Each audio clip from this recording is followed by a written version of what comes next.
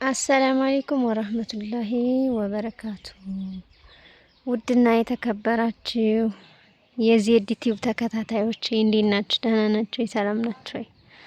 እኔ ያለው አልሐምዱሊላህ። እናንተ እንዴት ናችሁ? ስራ፣ ፊያ፣ ጤንነት ሁሉ ሰላም ነው ወይ? እኛ ያለን አልሐምዱሊላህ። እናንተስ እንዴት ናችሁ? እንደው ግን በጣም አዝኜባችኋለሁ። 10 ምናምን ቀን ሁሉ ስጠፋ ወየት ሄደሽ ነው? ምን ሆነሽ ነው? ምን አጋጥሞሽ ነው? ምን ሆኖ ነው? ምን ተፈጥሮ ነው እማትሉኝ መሆናችሁ ነው። ውድ እህቶቼ ምን አለ ብትፈልጉ ደስ ቢለኝ እና መሆናችሁን ያልፈለጋችሁኝ ግዴታና አብርሽና ሩታ ሲሆኑ ነው እንዴው ጠፉ? ምን ሆነው ነው? ምን ተፈጥሮ ነው ምናምን ብላችሁ እንዴው እያዘናችሁ እያለቃቀሳችሁ የምታፈላልጉት አብርሽና ሩታ ብቻ ናቸው። ኧረ ተው ግድ የላችሁም፣ ተው ግድ የላችሁም ነው። ገና ፌመስ መሆን አለብኝ እኔ ቲክቶክ ላይ በዛም በዚህም በፌስቡክም እኔ ለመፈላለግ በጣም ነው የታዘባኳችሁ። በጣም ነው ቶቼ የተሰማኝ እውነት አለመፈለጋችሁ በጣም ተሰምቶኛል። ምን ሆነሽ ነው ዜድ? ምን ከፍቶሽ ነው? ምን ገጥሞሽ ነው? ምን ተበድለሽ ነው? እና ምን ሆነሽ ነው? ምን ተፈጥሮ ነው?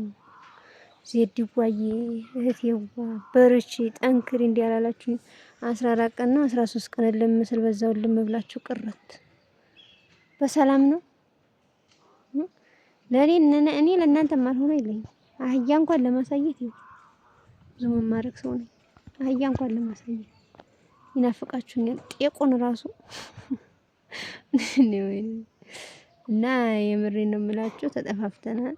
ያው አንዳንድ እህቶችም ሆነሽ ነው በሰላም ነው ምናምን ብላችሁኛል በኢንቦክስ ማለት ነው። በጣም አመሰግናለሁ። ያው ብዙ ነገሮች ነበሩ።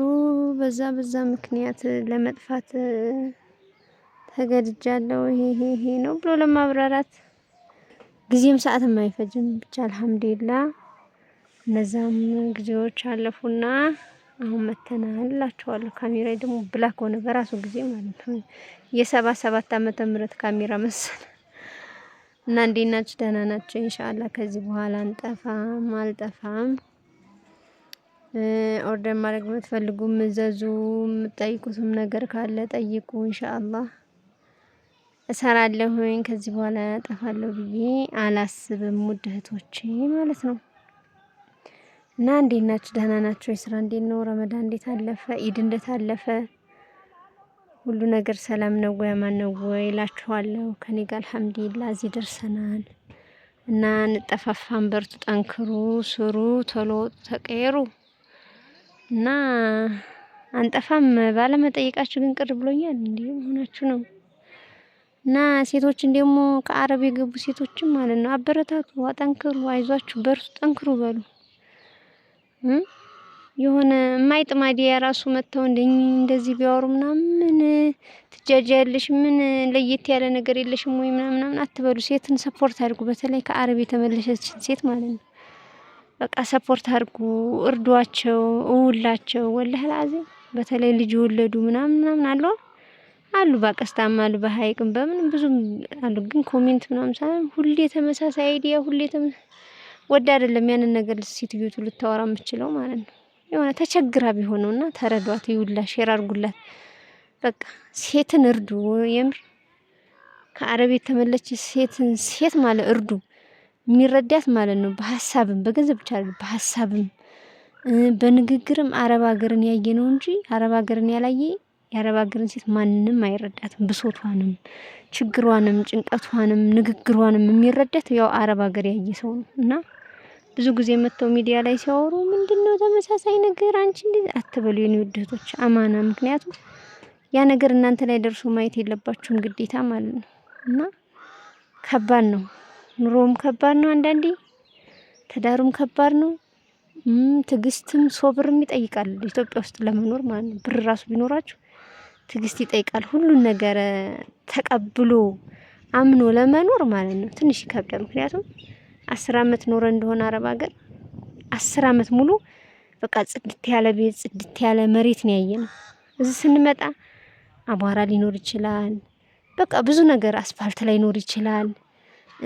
ብዙ ነገር የማይመቹ ሊኖሩ ነገሮች ይችላሉ። ያንን ተቀብሎ አምኖ በቃ ይሄ የተወለድኩበት ነው እዚህ ነው መኖር ያለብኝ ብሎ አምኖ ራሱ ተቀብሎ ለመኖር ትንሽ ይከብዳል። ገባችሁ?